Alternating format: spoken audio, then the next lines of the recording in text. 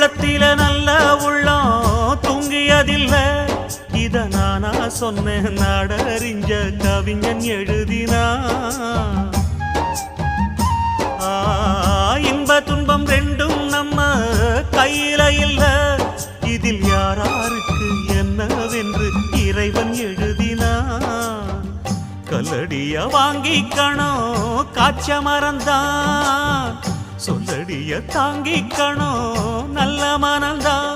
இங்கு காயம் பட்ட நெஞ்சம் இது உறங்க முடியுமா?